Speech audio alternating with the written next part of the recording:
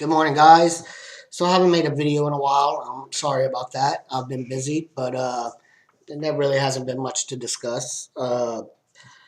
Again, I just feel that at this point there's not much more to say. I'll probably say more once the primary in my state starts.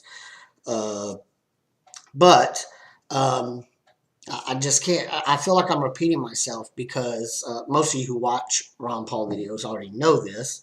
And those of you who don't, then you're usually uneducated on how the delegate system works, which is fine. I don't mean that as an insult because so was I at one point.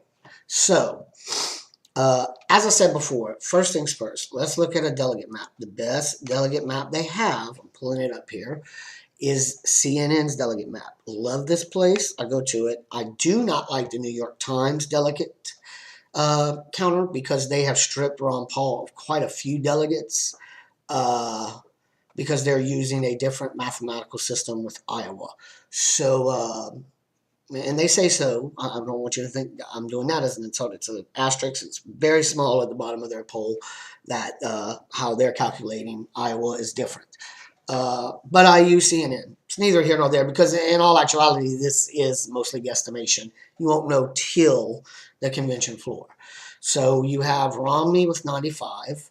You have Gingrich with 35. You have Santorum with 34 now. And you have Ron Paul with 20. Now, I'm going to talk one last time about delegates because this is the importance. Every one of these guys, except Romney, is running on a delegate plan, and they're doing so very wisely because no one is going to get the 1144. That's the magic number they need to become the nominee of the party. And you should vote because I don't. I want to clarify this. Voting in a primary, you can sway an election. Okay, you could sway national attention. That's why everybody's looking at Rick Santorum now, because it's swayed. Even though the majority of those delegates that he won will not even be assigned for another month or two. Uh, Basically, primaries are straw polls. So the key and the most important thing is for you to become a delegate, no matter who you support, if you really want to make change. Ron Paul has been better than all of them at this. I'll give you a short little lesson. I won't talk about it long because it's boring, but delegates are assigned by congressional districts in the state. In larger congressional districts will have more delegates. So in theory, even someone that takes second or third place can still have a majority of delegates from that state at the convention floor. Reasons being that it all matters. You have to go back to district by district, precinct by precinct. It's very complicated, but you have to see who won each thing. So even though someone comes in second, like Paul did, so if somebody comes in second, but they've won the larger congressional districts, they may have not have won the popular vote, but they can technically be ahead in delegates. That's just a short way it works. It always works this way. It's just until Ron Paul's come on the scene, most people didn't know that or didn't choose to get involved in it. I personally am going to be involved in it. In most states, every state is different. You basically just have to show up after the election, after you vote. And most places, there's not even enough people to fill the spots. So Ron Paul has been, superb at doing this. So that even though he doesn't win a state, he still walks away with a large number of delegates because his supporters, they're generally younger and they're generally excited about him. So they are becoming delegates. While the rest of us sit around and say, well, I voted and we're done. Well, that's not how you win. And the younger people, I say younger, I'm not old, but people younger than me, the generation that's really behind Paul, has educated themselves with the process that most of us that are older don't. Or we just continue vote habits that we've had all our lives. So, as you know, I support Paul, but I'm saying anyone you support, you really need to be a delegate to make that difference. I saw an interesting clip today on Freedom Watch. I watch that a lot. But I think most people are at this point are thinking that Ron Paul will end up on the ticket. I don't think he'll end up as president, but they're talking about maybe vice president. Uh, Personally, that would not sway my vote either way because, in all honesty, a vice president doesn't do much, doesn't really affect much change. He can be a tiebreaker vote, of course, in Congress, but not there's not much he can do that's fantastic. So I think anyone with sense would realize that. However, most Americans don't have common sense or don't know enough about their politics. I think the Republicans will probably uh, feel that putting Paul on the ticket with, let's say, Romney will make up for the dislike of Romney among their base and also instilling Democrat and independent voters, which Ron Paul is excellent at. So if we have him on the ticket some way, I believe is their thinking now, not in charge. Of course, they're not going to let that happen. But if they have him on it in some way, it will make a difference in the general. I think a lot of people will fall for this if they're not educated and probably vote. And that's good. Hey, that's good because I am not an Obama fan. So whatever. But in all actuality, it doesn't affect much change. It doesn't do anything. And I also think Paul's aware of that, so I'm not sure he would even take that. But once you get to the convention floor, and we're going to have this broker convention, there's got to be some give and take. There's going to be a lot of deals made, backroom deals, and I think Romney will have the strongest delegate pool. But he won't have enough to win. Now, he's going to have to look at the field of the rest of the candidates that are still there.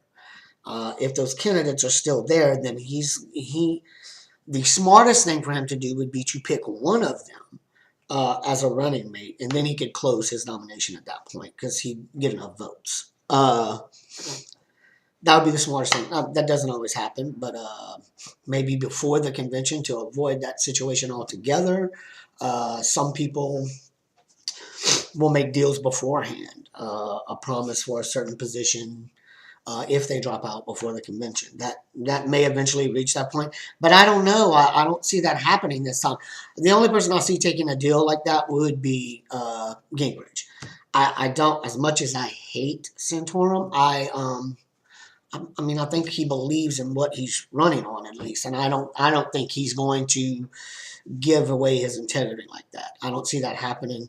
And I know Paul won't do that. Now, Gingrich, I think, would, of course, sell out for something in return, a high cabinet position or vice president. I have no doubt he would.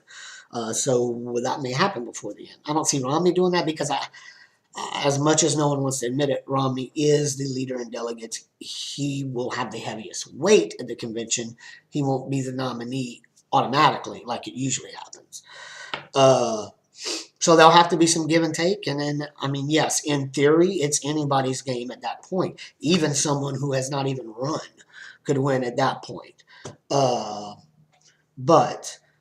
I think that's where we're headed. I think it would definitely be broker convention. I'm very happy that Santorum won. Not that I like him, but it divides the field even further, which is what Paul's supporters love. I'm happy with Paul's second place showing. Like I said, he is so good at delegates. That's something you cannot forget. His campaigns are so instrumental at putting his supporters not only to vote for him, but to actually be delegates. And that's the key to getting the nomination.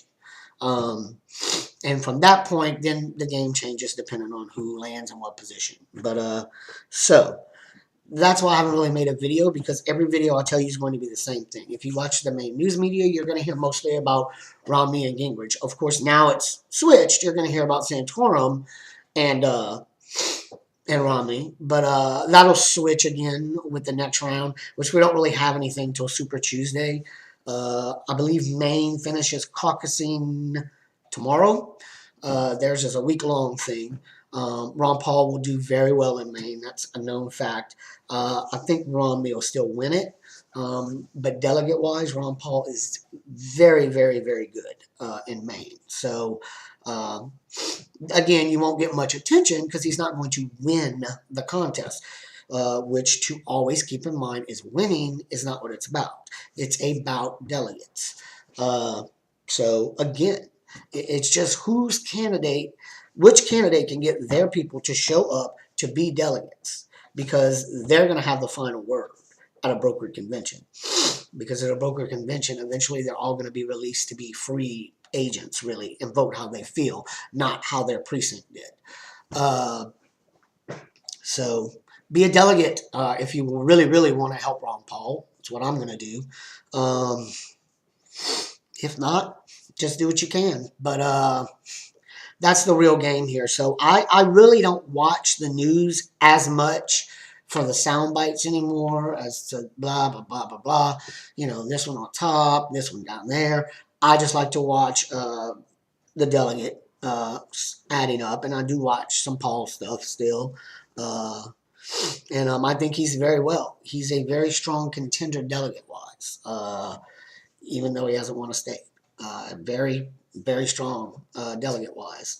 I mean, just as strong as Gingrich and Santorum are. He's only, what, 10, 12 behind one of them.